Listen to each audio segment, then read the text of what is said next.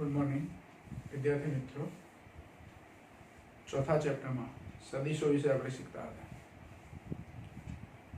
એમાં સદિશોની સમાનતા એની ગઈ વખતે આપણે ચર્ચા કરેલી કે સમાન સદિશો કોને કહેવાય, સમાંતર સદિશો કોને કહેવાય, પ્રતિ સમાંતર સદિશો કોને કહેવાય અને અસમાંતર સદિશો કોને કહેવાય, એટલે એ સદિશોની ચર્ચા કરી।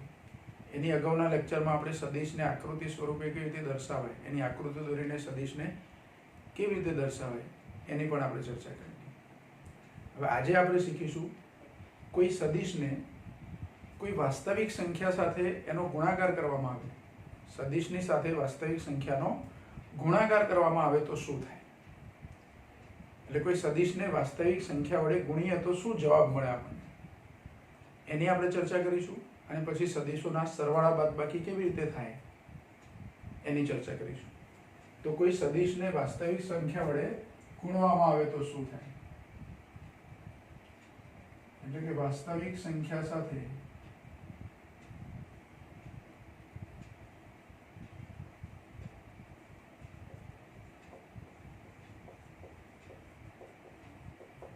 સદિશનો ગુણાકાર।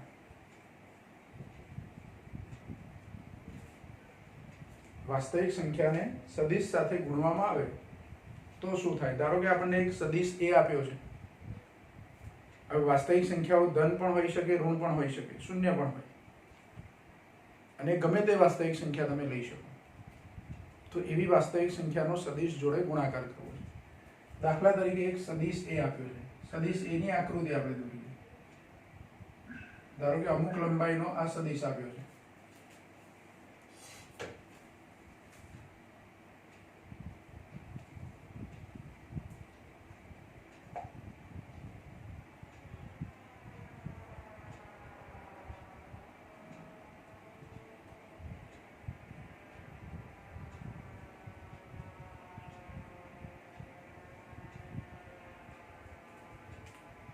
હવે એક સદિશ છે,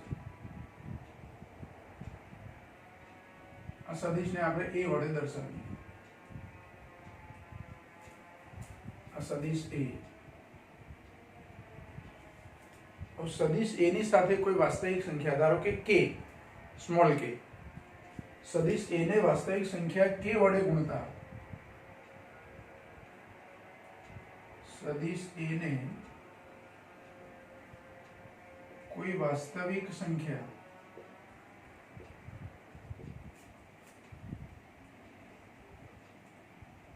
के वडे गुणवामां आवे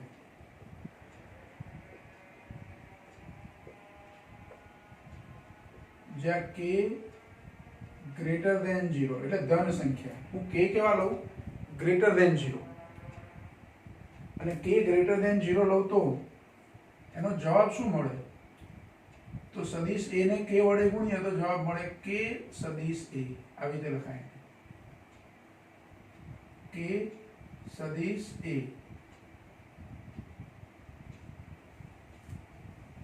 તો k નું જેટલું મૂલ્ય હોય, ધ્યાન રાખો k નું મૂલ્ય અત્યારે હાલ આપણે લખ્યું નથી। ધારો કે હું k બરાબર 2 લઉં તો જો k બરાબર 2 લેવામાં આવે, k બરાબર 2 લેવામાં આવે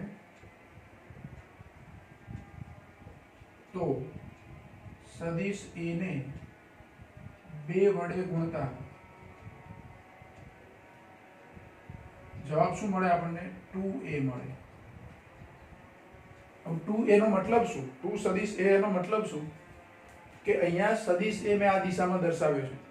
અત્યારે હાલ એની લંબાઈ ધારો કે 10 એકમ છે અને એને 2 વડે ગુણો તો 10 નું મૂલ્ય એનું ડબલ થઈ જાય। 2 વડે ગુણ્યા એનો મતલબ કે મૂલ્ય ડબલ થઈ જાય, અને ધન સંખ્યા વડે ગુણ્યા એનો મતલબ, ધન સંખ્યા વડે એનો ગુણાકાર કરીએ છીએ એનો મતલબ કે એનું મૂલ્ય ડબલ થાય પણ દિશા બદલાય નહીં, એની એ જ દિશા રહે।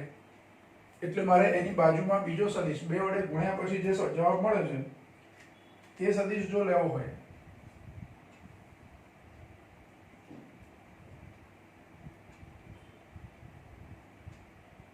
તો આના કરતા ડબલ લંબાઈનો એ જ દિશામાં મારે સદિશ બતાવવો પડે। બીજો સદિશ થયો એ 2a સદિશ થયો. કયો સદિશ કહેવાય? આ 2a સદિશ કહેવાય. એટલે જેટલા વડે ગુણો એટલા ઘણું મૂલ્ય થઈ જાય એનું. અને ધન સંખ્યા વડે ગુણ્યો હોય, કઈ સંખ્યા વડે ગુણાકાર કર્યો હોય? ધન સંખ્યા વડે. જો ધન સંખ્યા વડે આનો ગુણાકાર કર્યો હોય તો એની એ જ દિશામાં મૂલ્ય ડબલ થાય. પણ ધારો કે એવું કોઈ ઋણ સંખ્યા વડે સદિશ a ને ગુણો તો મૂલ્ય તો જેટલા વડે ગુણીએ એટલા ઘણું થાય, પણ દિશા વિરુદ્ધ થઈ જાય. ધારો કે સદિશ a ને કોઈ ઋણ વાસ્તવિક સંખ્યા વડે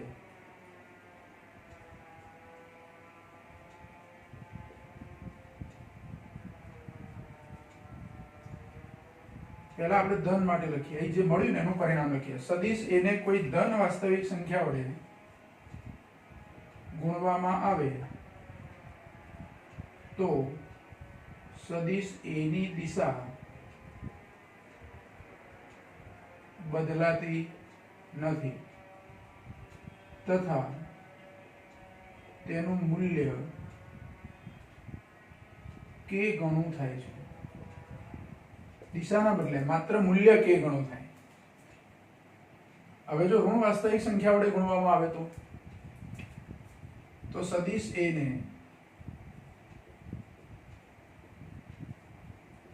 કોઈ ઋણ વાસ્તવિક સંખ્યા વડે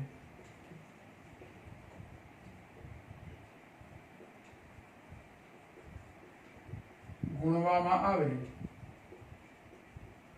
તો તેની દિશા ઉલટાઈ જાય છે.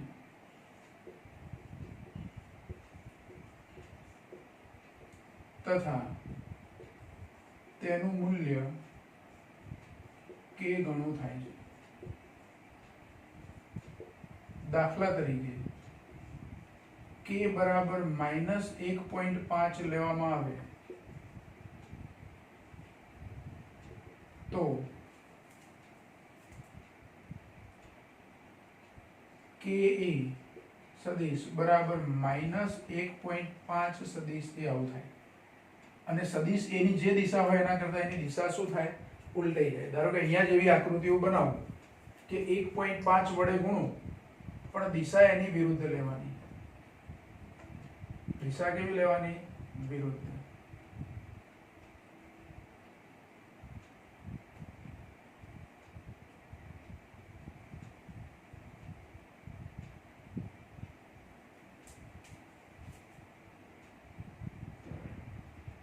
-1.5 એ સદિશ થયો. જો અહીંયા આ ત્રણ આકૃતિ આપણે બતાવી, એમાં આ મૂળ સદિશ a, મૂળ સદિશ કયો? સદિશ a. હવે એ જે સદિશ a લીધો એને હું કોઈ સંખ્યા, ધન સંખ્યા k ગ્રેટર ધેન 0, એટલે કે કોઈ ધન સંખ્યા વડે ગુણું. ધારો કે ધન સંખ્યા હું 2 લઉં છું, k બરાબર 2 લઈ લઉં છું, તો સદિશ a ને હું 2 વડે ગુણું છું, +2 વડે ગુણીએ છીએ એને, તો સદિશ a નું મૂલ્ય જે હતું, એની લંબાઈ જે હતી એ ડબલ થઈ જાય, પણ એની દિશા એની એ જ રહે. દિશા બદલાતી નથી. ધારો કે એને -2 વડે ગુણ્યા હોત તો વિરુદ્ધ દિશામાં ડબલ મૂલ્ય થઈ જતું. એટલે એની લંબાઈ તો આટલી રહે, પણ આ તીરની નિશાની મારે આ બાજુ મૂકવી પડે. પણ ધન સંખ્યા વડે ગુણીએ છે તો એની દિશા બદલાતી નથી. ઋણ સંખ્યા વડે ગુણીએ છે તો મૂલ્ય જેટલા વડે ગુણીએ એટલા ઘણું થાય અને દિશા પણ ઉલટાઈ જાય. ધન સંખ્યા વડે ગુણો તો ખાલી મૂલ્ય જ જેટલા વડે ગુણો એટલા ઘણું થાય. જ્યારે ઋણ સંખ્યા વડે ગુણો તો જે સંખ્યા વડે ગુણાકાર કરો એટલા ઘણું સદિશ એનું મૂલ્ય થઈ જાય અને દિશા એની વિરુદ્ધ મળે. તો અહીંયા આપણે -1.5 વડે ગુણીએ છે સદિશ એને, તો k એ બરાબર k ની કિંમત -1.5 લઉં છું.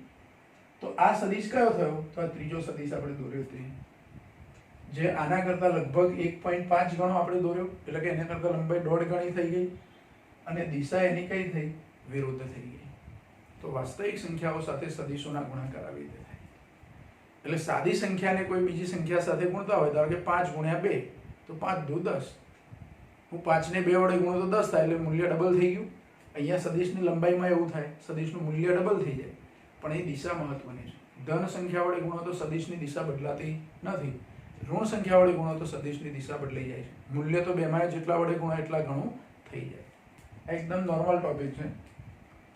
કોઈ વખતે 2 માર્કમાં પ્રશ્ન પૂછવો હોય તો પૂછી શકાય કે સદિશને વાસ્તવિક સંખ્યા સાથે ગુણાકાર કરવામાં આવે એની સમજૂતી આપો. કોઈ સદિશનો વાસ્તવિક સંખ્યા સાથે ગુણાકાર કેવી રીતે થાય તે યોગ્ય ઉદાહરણ લઈ સમજાવો. તો એક વખત ધન સંખ્યા સાથે ગુણાકાર કરીને સમજાવવાનું, બીજી વખતે ઋણ સંખ્યા સાથેનો એનો ગુણાકાર સમજાવવાનો 2 માર્કની અંદર. અને આવી આકૃતિ દોરીને બતાવવાનું. જેટલા વડે તમારે કે નું મૂલ્ય +2 જ લેવું એવું જરૂર નથી, તમારે જે લેવું હોય. પણ એક સદિશની લંબાઈ તમે જો દોરી હોય, તમારી જોડે સ્કેલ હોય તો સ્કેલમાં 10 સેન્ટીમીટર લંબાઈનો સદિશ દોર્યો હોય તો 2 વડે ગુણો એટલે 20 સેન્ટીમીટર લંબાઈનો બીજો સદિશ દોરવો પડે.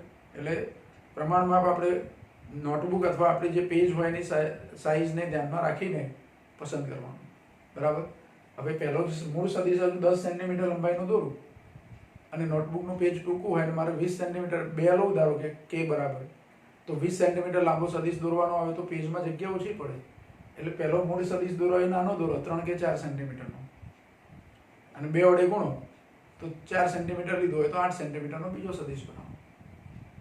પછી આ સંખ્યા બહુ મોટી પસંદ નહીં કરવાની કે સદિશ એને હું 3 સેન્ટીમીટર દોરું છું પછી અહીંયા જે k બરાબર લઉં છું એ 25 લઉં તો 75 સેન્ટીમીટર ક્યાં દોરવા જશો નોટમાં. એટલે આવું ધ્યાન રાખી અને બંને સદિશો આપણે જે સંખ્યા વડે ગુણ્યા હોય તે અને મૂળ સદિશ બંને નોટમાં આવી જાય એ પ્રમાણે પ્રમાણમાપ લઈ અને તમારે સદિશ દોરવાનું. બરાબર. અને આમ ત્રાસો જ દોરવો જરૂર નથી, એકદમ સ્ટ્રેટ લાઈન તમે નોટની લીટી પર જ લીટી દોરી શકો દેખાય એવી. એટલે જો આ સદિશોને વાસ્તવિક સંખ્યા સાથે સદિશોનો ગુણાકાર થાય તો શું થાય એની ચર્ચા. હવે બહુ જ અગત્યનો ટોપિક આ ચેપ્ટરનો, જે વારંવાર પરીક્ષામાં પૂછી શકાય એવો પ્રશ્ન, સદિશોના સરવાળાની ચર્ચા કરવાની. શું કરવાનું? સદિશોનો સરવાળો. અહીંયા આપણે લઈશું સદિશોના સરવાળા.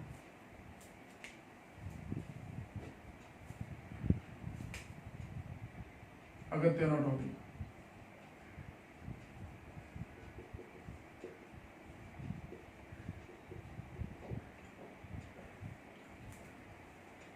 જો અહીંયા સદિશોનો સરવાળો કરવામાં આવે કે બાદબાકી કરવામાં આવે તો ગણિતમાં આપણે જે સરવાળા બાદબાકી કરીએ એવા સરવાળા બાદબાકી અહીંયા થતા નથી. ગણિતમાં ધારો કે 2 + 3 કરીએ એટલે 5 થાય જ, પણ સદિશોમાં ધારો કે મારી જોડે એક સદિશ 3 સેન્ટીમીટર લંબાઈનો છે અને બીજો સદિશ 5 સેન્ટીમીટર લંબાઈનો છે, તો 3 + 5 8 થાય એવું જરૂરી નથી. 8 થાય પણ ખરું અને ના પણ થાય. એટલે નવાઈની વાત કહેવાય. હજુ તમે સદિશો શરૂઆત જ છે શીખવાની એટલે તમને નવાઈ લાગશે. પછી આ બધું જ સદિશોના સંયોજન, સરવાળા, બાદબાકી, ગુણાકાર બધું શીખી જશો એટલે પછી તમને એવું લાગશે કે ના બરાબર છે. એટલે અત્યારે તમને નવાઈ લાગશે કે મારી જોડે 2 સદિશો છે, એક સદિશ 2 સેન્ટીમીટર લંબાઈનો, બીજો સદિશ ધારો કે કોઈ પણ મૂલ્ય હોય 3 સેન્ટીમીટર લંબાઈનો, તો એ બેનો સરવાળો 5 થાય પણ ખરો ના પણ થાય. એ રીતે બાદબાકીમાં 5 માંથી 2 બાદ કરવાના હોય તો 3 થાય પણ ખરા ના પણ થાય. બરાબર. તો સદિશોના સરવાળા માટે આપણી જોડે 2 રીતો છે. એક આલેખની રીત છે અને બીજી બૈજિક રીત છે. સદિશોના સરવાળા બાદબાકી કરવા માટે 2 રીતો છે. અહીંયા આપણે સરવાળો શીખીએ છીએ પણ બાદબાકી પણ એ રીતે થઈ શકે. એટલે સદિશોના સરવાળા કે બાદબાકી માટેની 2 રીતો છે. એક આલેખની રીત છે અને બીજી બૈજિક રીત છે. હમણાં આપણે માત્ર આલેખની રીતની ચર્ચા કરીશું. બૈજિક રીત આ ચેપ્ટરમાં પાછળ આવશે. બરાબર. એટલે સદિશોના સરવાળા બાદબાકી બંને જોડે આપણે શીખવાનું છે. પહેલા સરવાળા શીખીશું પછી બાદબાકી શીખીશું. તો સદિશોના સરવાળા માટેની એક રીત કઈ છે? આલેખની રીત. એને બીજી રીતે કેવું હોય તો ભૌમિતિક રીત પણ કહેવાય. અને બીજી રીત છે એની બૈજિક રીત. એલ્જિબ્રિક મેથડ, બૈજિક રીત. આલેખની રીતમાં આવી રીતે સદિશોની આકૃતિઓ દોરીને સરવાળા બાદબાકી કરવાના છે, પણ બૈજિક રીતમાં એવી આકૃતિ દોરવાની નથી. એ પછી શીખીશું આપણે બૈજિક રીત. અત્યારે હાલ કઈ રીત શીખીએ છીએ આપણે? આલેખની રીત અથવા ભૌમિતિક રીત. એમાં સરવાળો કરવામાં આલેખની રીતમાં એ પાછી 2 રીતો છે. હમણાં બેઝિક રીત આપણે કાઢી નાખીએ, એની જરૂર હમણાં નથી શીખતા. આલેખની રીતમાં સરવાળો કરવા માટે પાછી બે રીતો છે. એક ત્રિકોણની રીત અને બીજી છે સમાંતર બાજુ ચતુષ્કોણની રીત.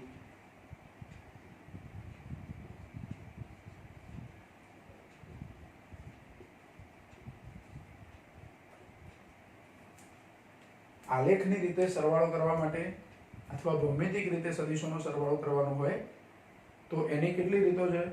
બે રીતો છે. એક રીત ત્રિકોણની રીત અને બીજી સમાંતર બાજુ ચતુષ્કોણની રીત. ત્રિકોણની રીત પહેલા આપણે શીખીશું. ત્રિકોણની રીતે બે સદિશોનો સરવાળો કેવી રીતે થાય?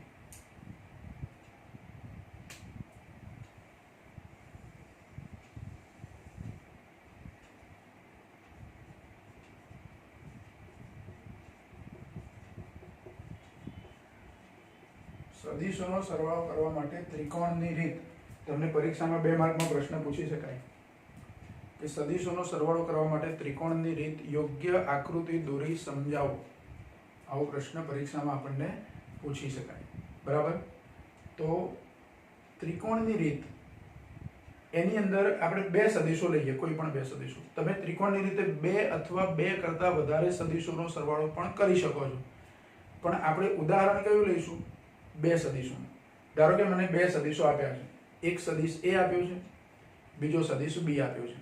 એ બે સદિશો જે આપ્યા છે એ સદિશોમાં પહેલા એ સદિશોની આકૃતિ દોરીશું. ધારો કે એક સદિશ A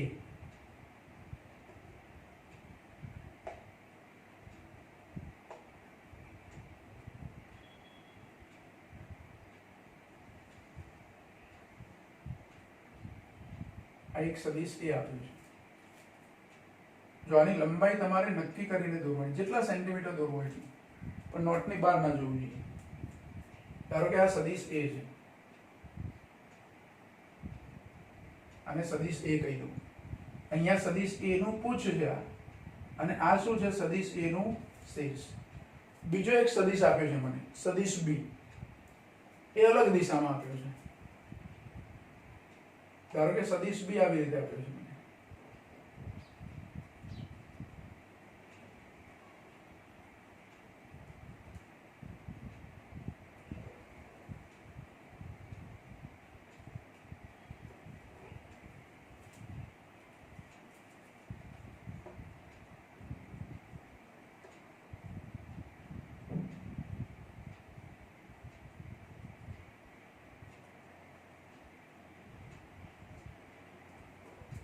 આ સદિશ B થઈ.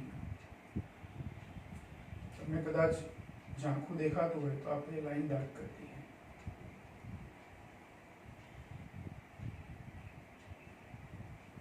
બરાબર? આ બે સદિશો થયા. આ સદિશને શું નામ આપીએ છીએ આપણે? સદિશ B. કયું નામ આપ્યું? સદિશ B.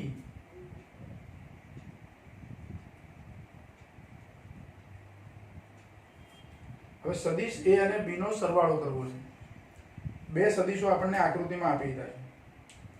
હવે અગાઉ આપણે કીધેલું કે કોઈ પણ સદિશ હોય તો એને ગમે તે બિંદુએથી દોરી શકાય. અને એવા સદિશોને આપણે શું કીધા છે?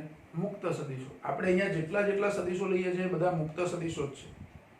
એને તમે ગમે ત્યાંથી દોરી શકો. પણ અહીંયા દોરેલો સદિશ A મેં આ બાજુ દોર્યો છે, તો મારે સદિશ A બીજી કોઈ જગ્યાએથી દોરવો હોય તો એટલું ધ્યાન રાખવાનું કે એનું મૂલ્ય જેટલું છે તે અને દિશા બદલાવી ના જોઈએ. સ્થાન એનું બદલાય ચાલે. ધારો કે આ ધન x દિશામાં છે તો બીજી કોઈ પણ જગ્યાએથી હું સદિશ A દોરું આને અનુરૂપ, તો એ ધન x દિશામાં જ હોવું જોઈએ. આની લંબાઈ ધારો કે 25 સેન્ટીમીટર હોય તો 25 જ હોવી જોઈએ. એટલે મુક્ત સદિશો છે. તો હવે આ બે સદિશોનો મારે સરવાળો કરવો હોય તો કેવી રીતે કરવું? તો પહેલા તો ગમે તે એક સદિશ પહેલો દોરી દેવાનો, ગમે તે એક બિંદુએથી. ધારો કે સદિશ A હું અહીંયા દોરી દઉં છું. એક બિંદુએથી સદિશ A ને દોરું છું. એનું મૂલ્ય અને દિશા ના બદલાય એનું ધ્યાન રાખીને x અક્ષની દિશામાં હતો તો મારે સદિશ x અક્ષની દિશામાં જ લેવાનું અને એની લંબાઈ જેટલી હતી એટલી જ લેવાની.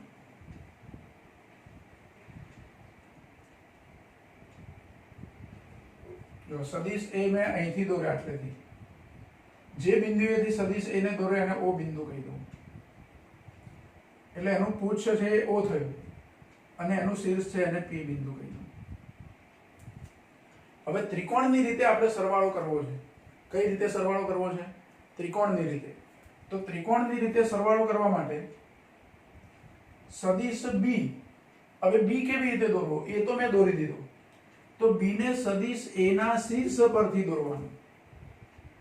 પણ સદિશ એ ના શીર્ષ પર શું લેવાનું? બી નું પુચ્છ લેવાનું અને બી નું મૂલ્ય અને દિશા જે હોય તે જ રાખવાનું. તો સદિશ બી અહીંયા જે દોર્યો છે એના જેવો જ સમાન સદિશ બી મારે અહીંથી દોરવાનો, એટલે દિશા એની જ રહેવી જોઈએ અને મૂલ્ય જેટલું હોય એટલું જ રહેવું જોઈએ. અને સદિશ એ ના શીર્ષ પર, સદિશ એ ના શીર્ષ પર સદિશ બી નું પુચ્છ આવે એવી રીતે દોરવાનું. તો ધારો કે એવું સમજો કે આ સદિશ બી ની જે દિશા છે તે જ દિશામાં હું નવો સદિશ દોરું છું અહીંયા. તો અહીંથી મારે સદિશ બી દોરવાનો અને કેટલો દોરવાનો? જેટલો સદિશ બી ત્યાં હતો એટલી જ લંબાઈ, વધઘટ થવી જોઈએ નહીં. મને એવું લાગે છે કે આપણે સમાંતર દોર્યો છે અથવા સહેજ નીચો લઈએ.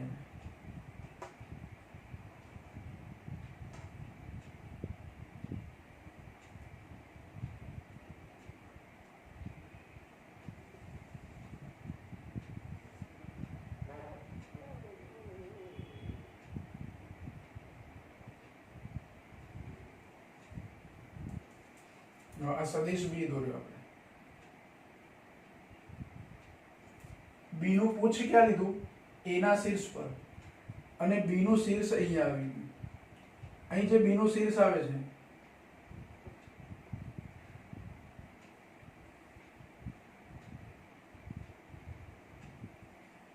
અને ઓપી તો અહીંયા ક્યુ વડે દર્શાવ્યું. જો સરવાળો કરવા માટે, ત્રિકોણની રીતે સરવાળો કરવા માટે બે સદિશો આપણે દોરી દીધા. હવે આ બે સદિશો જે દોર્યા આપણે, હજુ સરવાળો થયો નથી. સરવાળો કરવા માટે બે સદિશો આપણે ગોઠવી દીધા. ફરી ધ્યાન રાખો કેવી રીતે દોરવાના. તો બે અલગ અલગ સદિશો તમને આપ્યા છે, એ બેનો સરવાળો કરવો હોય તો ગમે તે એક સદિશ, પહેલો આપણે એ સદિશ લઈએ છીએ. તો એ સદિશને કોઈ એક નિશ્ચિત બિંદુ O પરથી સદિશ એ નું પુચ્છ આવે એવી રીતે સદિશ બનાવવાનો. સદિશ એ ના મૂલ્ય જેટલો જ સદિશ એ ની દિશામાં, એટલે OP સદિશ બની ગયો એક. હવે સદિશ એ નું શીર્ષ જે P બિંદુ વડે દર્શાવ્યું છે એની પરથી સદિશ B નું પુચ્છ આવે એ રીતે સદિશ B દોરવાનો, જે દિશા હોય તે અને એના જેટલા જ મૂલ્યનો. એટલે સદિશ B બની ગયો. હવે સરવાળો કરવા માટે શું કરવાનું? તો સદિશ A નું પુચ્છ અને સદિશ B નું શીર્ષ એને જોડતો સદિશ દોરવાનો. સદિશ A નું પુચ્છ અને સદિશ B નું શીર્ષ એને જોડતો સદિશ દોરવાનો. એટલે જો અહીંયા હું એ સદિશ દોરું છું, બેને જોડતો સદિશ.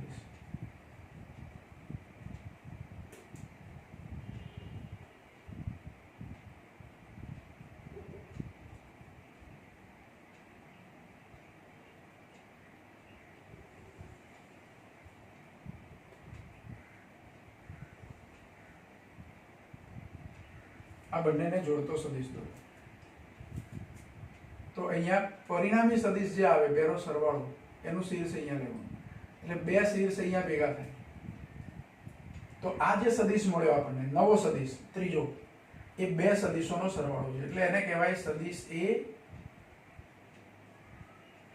પ્લસ સદિશ B. બે સદિશોનો સરવાળો થઈ ગયો. આ સદિશ B હતો. હવે મારે ચેક કરવું છે.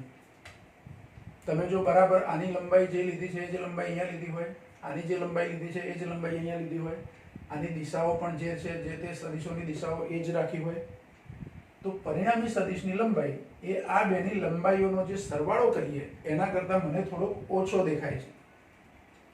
આપણે તમે ત્રિકોણની અંદર એક પરિણામ ભણ્યા છો કે ત્રિકોણની કોઈ પણ બે બાજુઓનો સરવાળો એ ત્રીજી બાજુના માપ કરતાં વધારે જ હોય, અથવા કોઈ એક બાજુનું માપ બાકીની બે બાજુઓના સરવાળા કરતાં ઓછું હોય. આવું આપણે શીખ્યા છે. ધારો કે મેં આ 25 સેન્ટીમીટર લંબાઈ લીધી હોય, આ પણ 25 લીધી હોય, તો આ a પ્લસ b જે જવાબ આવે છે 25 વત્તા 25 એટલે કે 50, એના કરતા તો ઓછો જ હશે આ સ્થિતિમાં, બરાબર? એટલે એ જવાબ થોડો ઓછો હશે. હજુ આ b ની દિશા આમ છે, એને બદલે થોડીક આમ વધારે ત્રાંસી કરું આવી રીતે, તો હજુ આ જવાબ ઘટે. ધારો કે સદિશ a મેં આવી રીતે દોર્યું, આ સદિશ a દોર્યું, એના શીર્ષ પરથી સદિશ b દોર્યો, થોડોક વધારે ત્રાંસો કરીને, તો એ બેનો સરવાળો થાય, એ આ બેના મૂલ્ય કરતા આ જવાબ ઓછો જશે. આના કરતા વધારે છે, આના કરતા વધારે, પણ આ બેનો સરવાળો કરવો એના કરતા તો કેવો હશે? ઓછો હશે. એટલે આવી રીતે સદિશોનો સરવાળો થાય. અને અહીંયા ત્રિકોણની રીત એવું નામ કેમ આપ્યું આપણે? તો સદિશોનો સરવાળો કરવા માટે જે આકૃતિ એટલે કે ભૌમિતિક રીતે અથવા તો આલેખની રીતે, આલેખની રીત કહેવાય. આકૃતિ જે બનાવીએ છીએ એમાં ત્રિકોણ જેવો આકાર બને છે. બે સદિશોનો સરવાળો કરીએ તો ત્રીજો એક પરિણામી સદિશ મળે છે, અને આ ત્રણેય સદિશો વડે ત્રિકોણ જેવી આકૃતિ બને છે. એટલે આને કઈ રીત કહેવાય છે? ત્રિકોણની રીત કહેવાય છે. બરાબર? એટલે જો અહીંયા લખાણમાં આપણે ત્રિકોણની રીતમાં આ ટાઇટલ છે, અહીંયા લખીએ આપણે ત્રિકોણની રીત. તો લખવાનું કેવી રીતે? એમાં તમે આકૃતિ તો દોરી દીધી સમજે, પણ લખીશું શું? તો લખવાનું, ધારો કે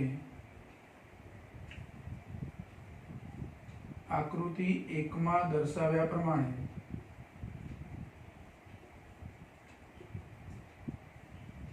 બે સદિશો સદિશ a અને સદિશ b નો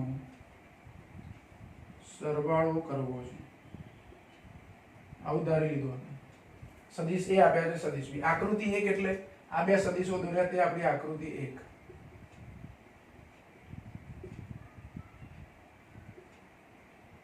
આ આકૃતિ 1 અને આ જે આકૃતિ દોરી તે આકૃતિ 2.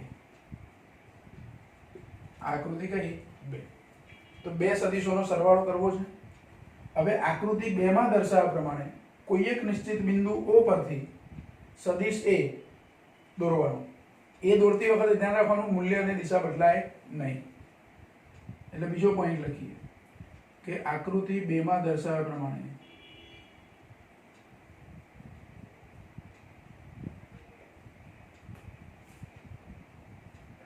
કોઈ નિશ્ચિત બિંદુ O પરથી સદિશ A દોરો. સદિશ A દોરી દીધો. હવે સદિશ A ના શીર્ષ પરથી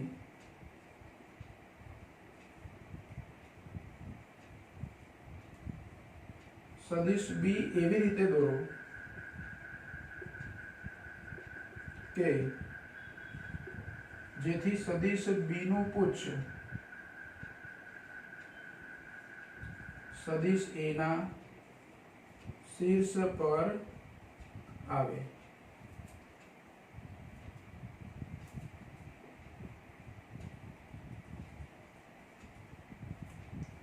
સદિશ A ના શીર્ષ પરથી સદિશ B એવી રીતે દોરો કે જેથી સદિશ B નું પુચ્છ ક્યાં આવે? સદિશ A ના શીર્ષ પર. આકૃતિમાં આકૃતિ 2 માં કયો સદિશ? પહેલા આ સદિશ. જો સદિશ A એકલો એ લખાય અને એને OP સદિશ પણ કહેવાય.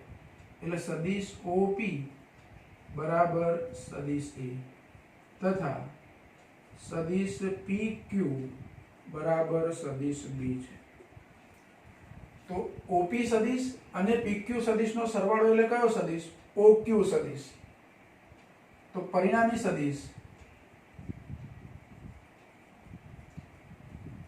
સદિશ એટલે બે સદિશોનો સરવાળો. તો પરિણામી સદિશ OQ એ શું છે? તો સદિશ OP સદિશ વત્તા સદિશ PQ. OQ સદિશ એ સદિશ OP અને સદિશ PQ નો શું છે? સરવાળો. અને આ પરિણામી સદિશ આવે છે એને નવું નામ આપી દઉં સદિશ R. શું નામ આપી દઉં? R. તો OQ એ કોના બરાબર છે? R બરાબર છે. એટલે અહીંયા OQ ની જગ્યાએ R લખવાના, તો R બરાબર સદિશ A વત્તા સદિશ B. આ બે સદિશોનો શું થઈ ગયો? સરવાળો થઈ ગયો.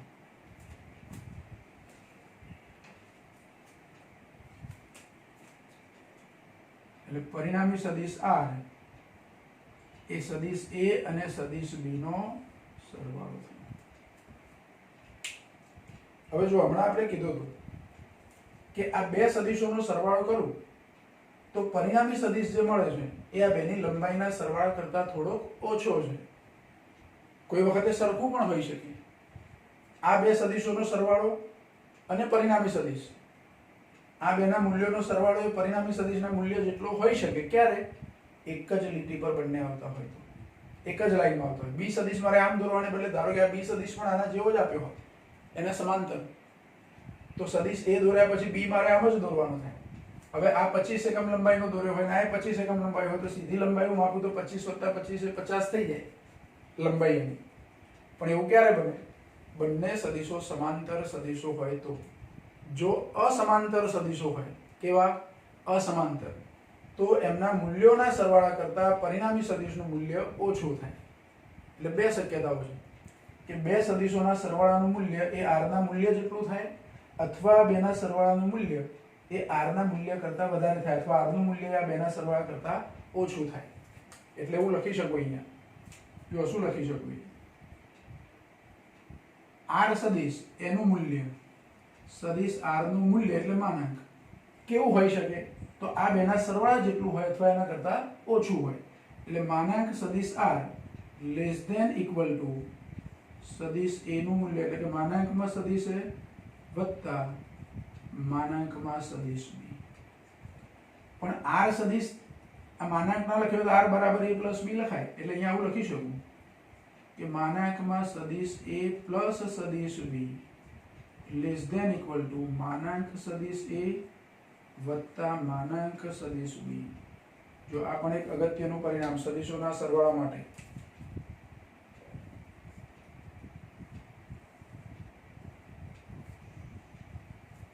જો આ બેમાં શું ફરક છે બરાબર ધ્યાનથી જુઓ.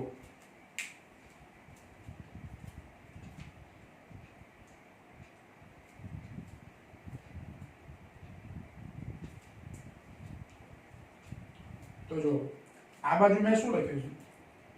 માનાંક a + b એને વચ્ચે રાખીને આજુબાજુ માનાંક કર્યું છે. એટલે અહીંયા a + b નું માનાંક એટલે આ, અહીંયા a + b લખ્યા, ડાયરેક્ટ અહીંયા માનાંક કર્યું. કારણ કે માનાંક r હતું ને, માનાંક r કરું, અહીંયા માનાંક કરું તો અહીંયા માનાંક કરવાનું.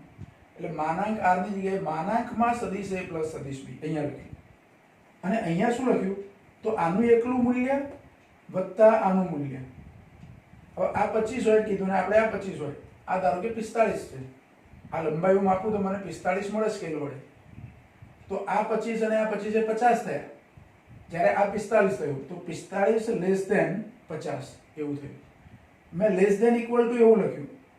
અત્યારે હાલ આપણી આકૃતિ પ્રમાણે માનાંક a + b બરાબર લેસ ધેન માનાંક a + b લેસ ધેન માનાંક a + માનાંક b એવું છે. પણ ઇક્વલ ટુ ક્યારે થશે?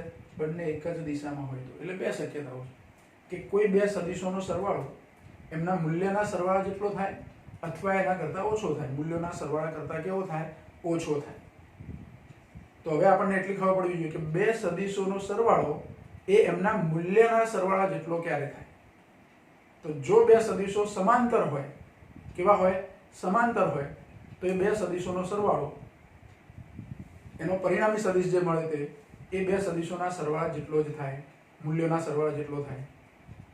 અને જો અસમાંતર હોય તો જવાબ થોડો ઓછો મળે આપણને. બરાબર? તો એ પણ આપણે એક જગ્યાએ લખી લઈએ નોંધ કરીને. હમણાં આ બાજુનો ભાગ હું કાઢી નાખું છું. તમે પહેલા આને લખી દેશો. બરાબર? અને હવે આને હું કાઢી નાખું છું. આટલો ભાગ છે.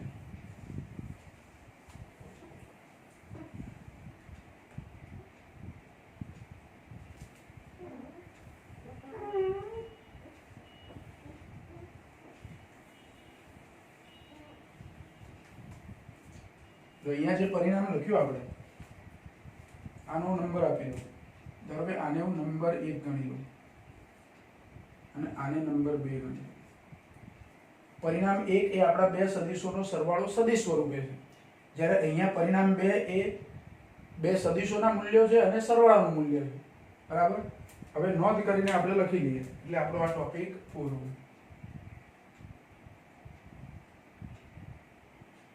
જો શું યાદ રાખશું, બે સદિશો સમાંતર હોય, પ્રતિ સમાંતર નહીં હા, બે સદિશો સમાંતર હોય તો તેમનો સરવાળો કરવાથી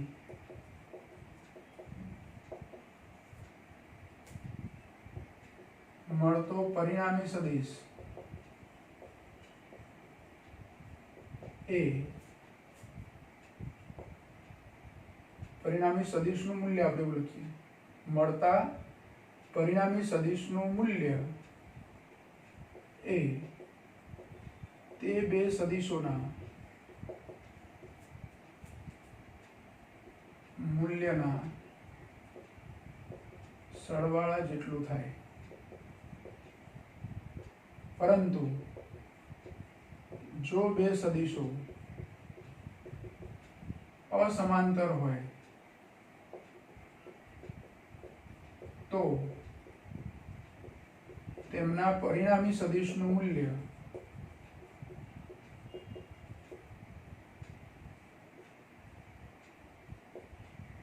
તે બે સદિશોના મૂલ્યના સરવાળા કરતા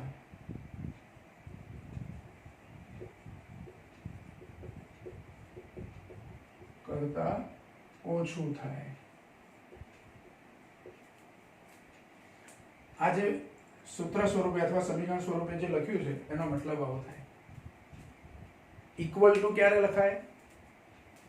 તો સમાંતર હોય ત્યારે, અને લેસ ધેન ક્યારે લખાય? તો અસમાંતર હોય ત્યારે. એટલે આપણે બંને શક્યતાઓ લખી. માનાંક a plus b less than equal to માનાંક a પ્લસ માનાંક b. ખાસ યાદ રાખો. તો જો બે સદિશોનો સરવાળો કરવા માટેની ત્રિકોણની રીત થઈ. પહેલા એક આકૃતિમાં બે સદિશો અલગ અલગ બતાવવાના, એ બેનો સરવાળો અહીંયા જે લખાણ આપણે કીધું એ પ્રમાણે કરવાનું.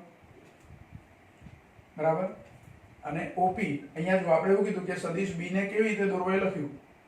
હવે સરવાળો શું છે એના માટે એક લીટી વધારે લખવી હોય તો સદિશ a નું, એટલે કે પહેલો સદિશ દોર્યું તો એનું પૂછ, પહેલા સદિશનું પૂછ અને બીજા સદિશનું શીર્ષ. પહેલાનું પૂછ અહીંયા છે, પહેલો એટલે આપણા માટે પહેલો કયો સદિશ છે? જે પહેલા દોર્યો તો તે. તો પહેલાનું પૂછ O બિંદુ પર છે અને અહીંયા Q બિંદુ પર શું છે? તો બીજાનું શીર્ષ છે. બીજો એટલે B સદિશ. તો પહેલા સદિશના પૂછ અને બીજા સદિશના શીર્ષને જોડવાથી પરિણામી સદિશ OP મળે છે. સોરી, પરિણામી સદિશ OQ મળે છે. કયો સદિશ? OQ. અને OQ, આ OQ બરાબર શું લખાય? સદિશ OQ બરાબર સદિશ OP વત્તા સદિશ PQ. પણ OQ સદિશ એટલે આપણા માટે R સદિશ છે, OP સદિશ એટલે A છે અને PQ સદિશ એટલે B છે. એટલે અહીંયા OQ સદિશ બરાબર OP સદિશ વત્તા PQ સદિશ. OQ ને બદલે R લખ્યા, OP ને બદલે A લખ્યા, PQ ને બદલે B લખ્યા. એટલે આપણો સરવાળો થયો સદિશ R બરાબર સદિશ A પ્લસ સદિશ B. આ સદિશ સ્વરૂપે થયું. હું અહીંયા માનાંક કરું, અહીંયા માનાંક કરું, અહીંયા માનાંક કરું તો વચ્ચે નિશાની ઇક્વલ પણ હોઈ શકે અને લેસ ધેન પણ હોઈ શકે. એટલે પછી એ નિશાની અહીંયા લખી આપણે. આનું માનાંક કર્યું, આનું માનાંક કર્યું, આનું માનાંક કર્યું તો વચ્ચે નિશાની એકલી ઇક્વલ ટુ નહીં, લેસ ધેન ઇક્વલ ટુ થઈ જાય. અને આ r ની જગ્યાએ મેં કિંમત મૂકી દીધી, માનાંક સદિશ a પ્લસ b. બરાબર. પછી શબ્દોમાં એ નોંધ લખવી હોય તો આ રીતે તમે લખી શકો. એટલે જો સદિશોના સરવાળા માટે ત્રિકોણની રીત પૂરી થઈ. આ તો બે જ સદિશોનો સરવાળો કર્યો. મારે બે કરતાં વધારે સદિશોનો સરવાળો કરવો હોય તો પણ ત્રિકોણની રીતે તમે આલેખની રીતમાં ત્રિકોણની રીતે તમે બે કરતાં વધારે સદિશોનો સરવાળો કરી શકો, જે આપણે નેક્સ્ટ ટાઈમ શીખીશું. પછી સદિશોની બાદબાકી શીખીશું. પણ આજે અહીં સુધી આપણે સ્ટોપ કરીએ છીએ.